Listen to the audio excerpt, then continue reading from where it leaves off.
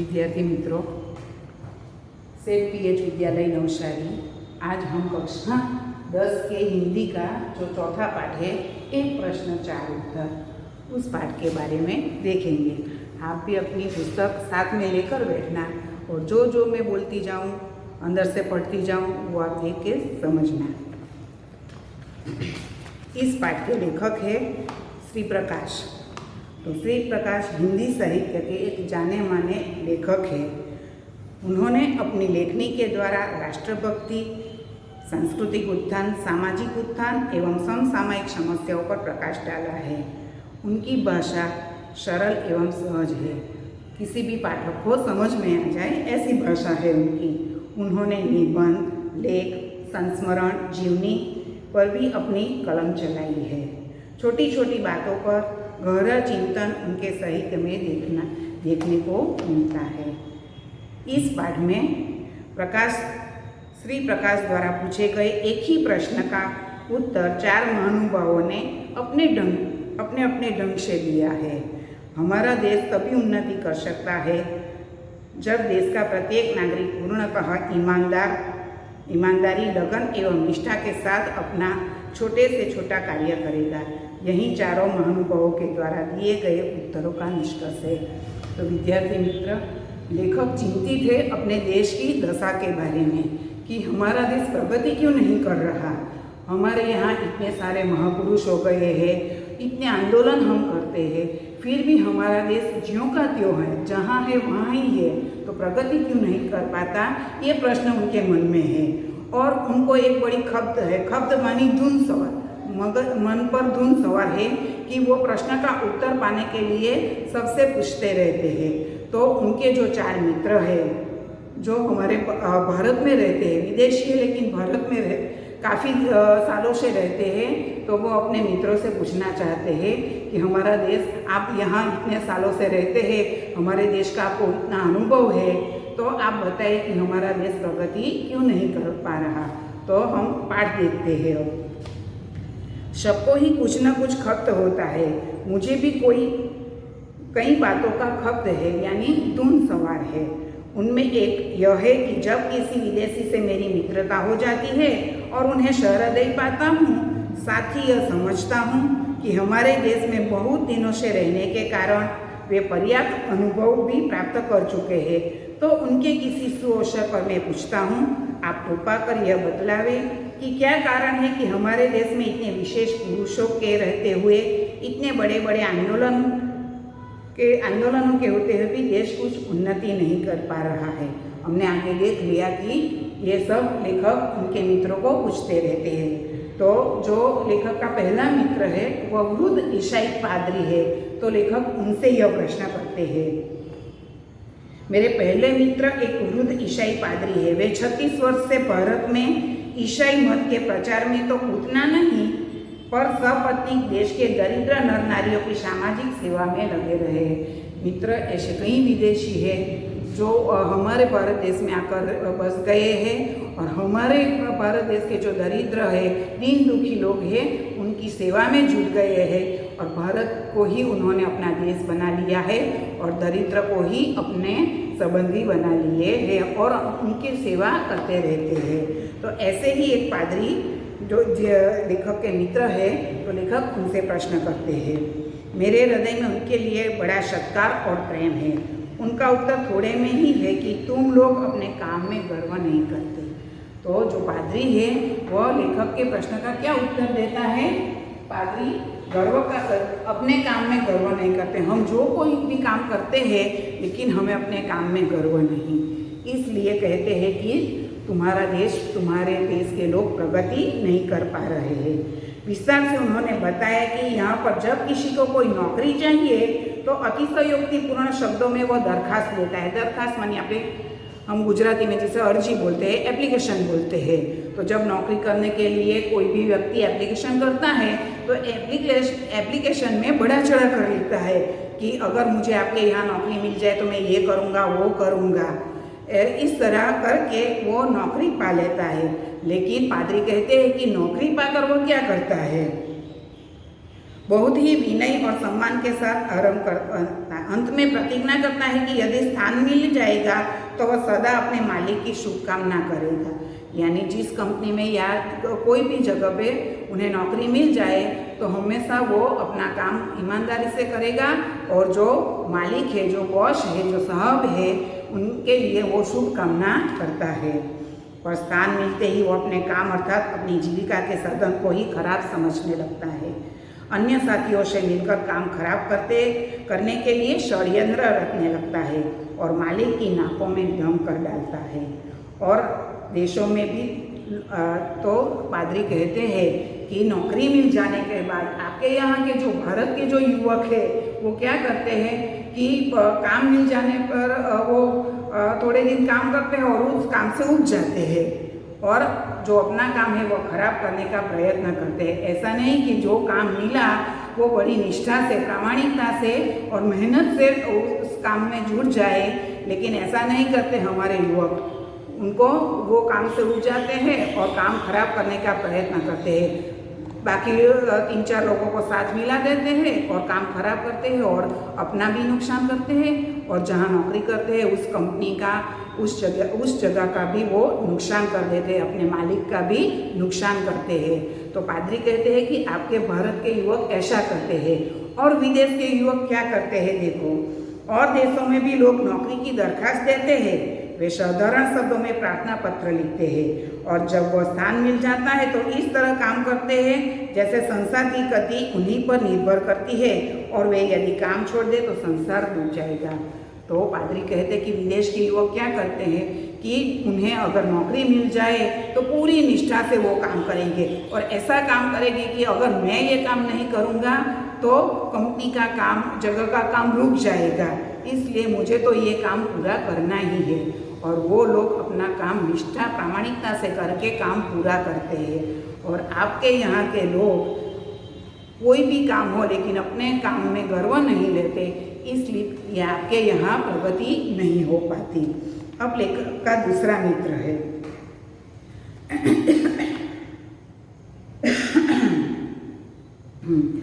बात इस पादरी मित्र ने बहुत ठीक कही। लेखक कहते हैं कि पादरी मित्र ने जो भी बताया वो हमारे यहाँ सही मायनों में सही उतरता है। तो देखो, अब हमें अपने काम का गर्व नहीं है।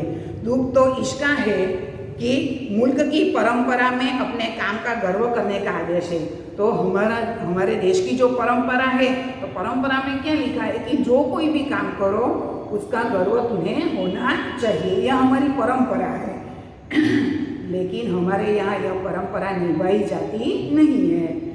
एक जाति का आदमी,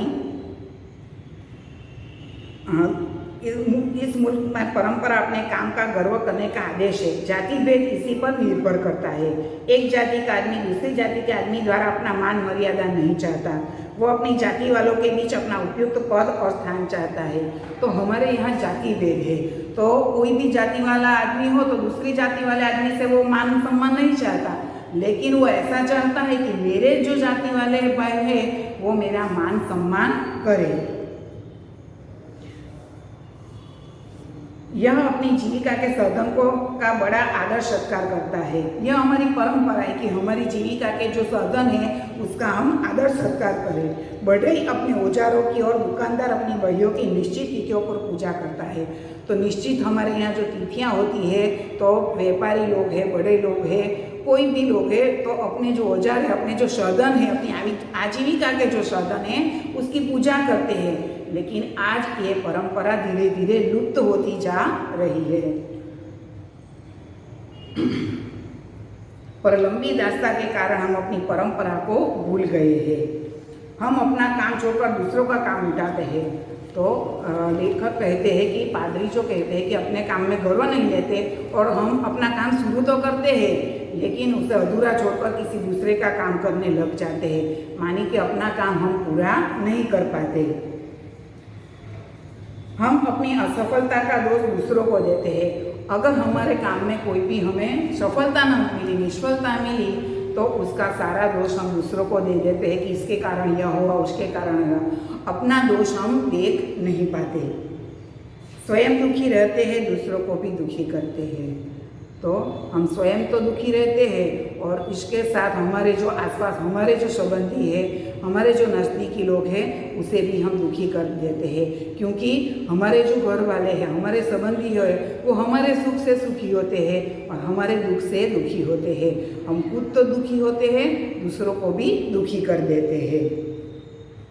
कोई काम ठीक न कर सकने के कारण अपने को खराब करते हैं, काम को भी खराब करते हैं। स्वधर्म निधय श्रेय, अपना धर्म या कर्तव्य करते हुए मर जाना श्रेय कर है। यह हमारे परंपरा का आदेश है कि हम जो कोई भी काम करें, उस काम को करते करते हम मृत्यु को प्राप्त हो, लेकिन हम आज उसे भूल गए हैं, इसलिए हमें अपने काम का गर्व नहीं है।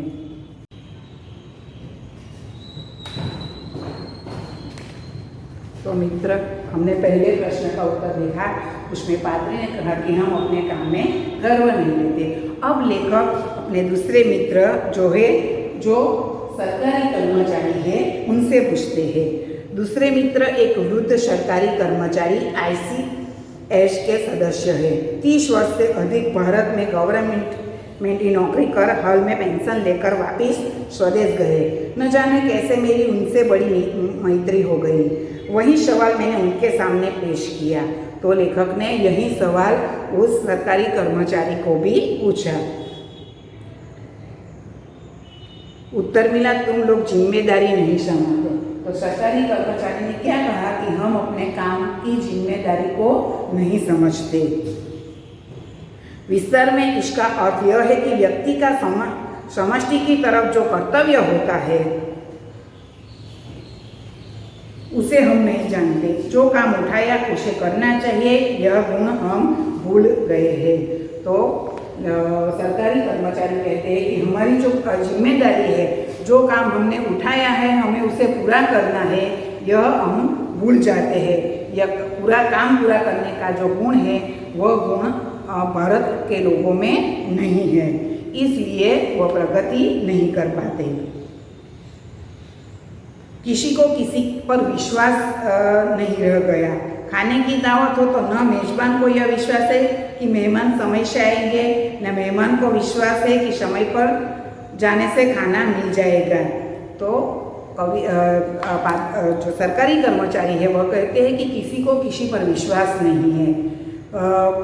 लोग शादी में जाते हैं तो जो मेजबान है वो उससे भी विश्वास नहीं है कि मेहमान समयसर आ जाएंगे, और मेहमान को भी विश्वास नहीं है कि शादी का जो टाइम है, मानो कि 6 के 10 बजे का टाइम है और 6 साढ़े 6 बजे हम चले जाएंगे तो हमें भोजन मिल जाएगा।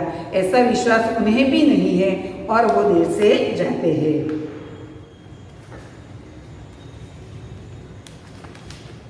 रेलगाड़ी पर चढ़ने वालों को यह विश्वास नहीं कि पहले से बैठे मुसाफिर उन्हें स्थान देंगे। अगर हम रेलगाड़ी में मुसाफरी करते हैं और भीड़ ज़्यादा है तो हमें जो बैठे हैं उस पर विश्वास नहीं है कि अगर हम रेलगाड़ी में चढ़ भी गए तो जो बैठा है वो हमें बैठने के लिए जगह देगा। पहले से बैठने वालों को यह विश्वास नहीं कि नया मुसाफिर धीरे से आकर उचित स्थान लेगा और व्यर्थ का शोर न मचाएगा। और जो गाड़ी में बैठा है वह भी ऐसा नहीं, उसे ऐसा विश्वास नहीं है कि जो आने वाला है वो अपना स्थान बराबर ले लेगा और फिर शोर बकोर गाड़ी में नहीं मचाएगा और किसी को तंग नहीं करेगा, इसलिए उसे दूसरे मुसाफिर पर भी विश्वास नहीं है। सड़क पर चलने वालों का यह विश्वास नहीं है कि आगे चलने वाला अपना छाता इस तरह से खोलेगा कि उसकी नोक से मेरी आंख न फूट जाएगी, या पीछे चलने वाला मुझे व्यर्थ धक्का न देगा। किसी को किसी पर यह विश्वास नहीं है कि केले, नारंगी का छिलका, सुई, पिन आदि इस तरह वह न छोड़ेगा जिससे दूसरों को कष्ट न पहुँचे। मांगी चीज ठीक हालत में वापस करेगा, इत्यादि इत्यादि। हम केवल अपनी तात्कालिक सुविधा देखते हैं, सारे संसार को अपने आराम के लिए बना समझते हैं। तो लेखक कहते हैं कि सरकारी कर्मचारी की बात भी सही है कि हम अपनी जिम्मेदारी नहीं समझते, हम सिर्फ अपने सुख की सुविधाएं देखते हैं, दूसरों के कष्ट को हम देखने का प्रयत्न नहीं करते। दूसरों के प्रति अपने कर्तव्यों का अनुभव नहीं करते। इसी कारण हम सब एक दूसरे के प्रति अविश्वसनीय और अस्पृश्य हो गए हैं। हम अपना धार्मिक आदर्श भूल गए हैं। आत्मनः प्रतिकूलानि परेशान न समाचारे। हम अपनी जिम्मेदारी नहीं समझते। तो जिम्मेदारी जब तक हम अपनी नहीं समझेंगे कि हमें क्या करना है, हमने जो काम हाथ में लिया है वो हमें पूरा करना है, तब तक हमारा देश आगे नहीं बढ़ पाता। कितनी 4:30। तीसरा व्यक्ति है एक स्त्री, सेवाभावी स्त्री है जो हमारे भारत में रहकर भारतीयों की सेवा करती है। उनके अनुसार क्या है? तीसरा व्यक्ति एक स्त्री है, 7-8 वर्षों से अपने को भारतीय बनाकर बड़े प्रेम और श्रद्धा से, बड़ी तत्परता से वे भारत की सेवा कर रही है। असहयोग आंदोलन में वे जेल भी जा चुकी है। कई कारणों से भारतीयों का निकटतम अनुभव उन्हें कई कार्य क्षेत्रों में हुआ है। उनको भी मैंने घेरा। उनका उत्तर था, तुम लोग बड़े आलसी हो। तो सेवाभावी स्त्री ने क्या कहा कि भारतीय लोग बड़े आलसी है, परिश्रम नहीं करते। अर्थात हम लोगों ने श्रम का महत्व नहीं पहचाना है। मेहनत करना तो हमने मर भूखों का काम समझ रखा है। हम ऐसा समझते हैं कि मेहनत हमारा काम नहीं है। जो मर भूखा है, मानी कि जो भिखारी है, उसे खाना पाने के लिए मेहनत करनी है, परिश्रम करना है। हमें तो ऐसे ही मिल जाएगा, इसलिए अगर थोड़ा भी मिल गया तो हम परिश्रम करना भी छोड़ देते हैं। लेकिन संस्कृत का जो वो श्लोक है, उद्यमे नहीं सिद्ध्यन्ति कार्याणि न मनोरथैः न हि शुक्तस्य सिंहस्य मुखे प्रविशन्ति मुखे मृगाः। तो यहाँ श्लोक में कहा गया है कि सिंह भले ही जंगल का राजा है, तो वो ऐसा समझे कि मैं तो जंगल का राजा हूँ, मैं शिकार करने क्यों जाऊँ? मुझे भूख लगेगी तो प्राणी अपने आप मेरे मुंह में आ जाएंगे, प्राणी आ जाएंगे और मुझे कहेंगे कि आप मुझे खा लो। ऐसा तो नहीं हो सकता। सभी प्राणियों को अपने प्राण प्यारे होते हैं, लेकिन जंगल के राजा को अपनी भूख मिटाने के लिए शिकार को खोजना पड़ेगा और शिकार करना भी पड़ेगा। इतना परिश्रम तो वो उसे करना ही पड़ेगा, तो ही वो अपनी भूख को संतुष्ट कर सकेगा, अपनी खुराक पा सकेगा। इसी तरह हमें भी जिंदगी में अगर कुछ प्राप्त करना है, एक लक्ष्य बना लिया है, उस लक्ष्य को भी प्राप्त करना है तो कड़ी मेहनत हमें भी करनी पड़ेगी, आलस्य छोड़ देना पड़ेगा। अगर विद्यार्थी चाहे कि मैं परीक्षा में अच्छे मार्कों से पास हो जाऊं, तो सिर्फ विचार करने से, मन के तरंगों से हम पास नहीं होते, अच्छे मार्कों से पास नहीं होते। इसके लिए हमें कड़ी मेहनत करनी। कड़ी मेहनत हमें क्या करनी है? पढ़ने की मेहनत करनी है। खूब पढ़ेंगे, खूब पढ़ने में परिश्रम करेंगे तो ही हमारे अच्छे मार्क्स आएंगे। इसी तरह हमें आलस्य छोड़कर अगर परिश्रम करेंगे तो ही हमारा देश प्रगति कर पाएगा।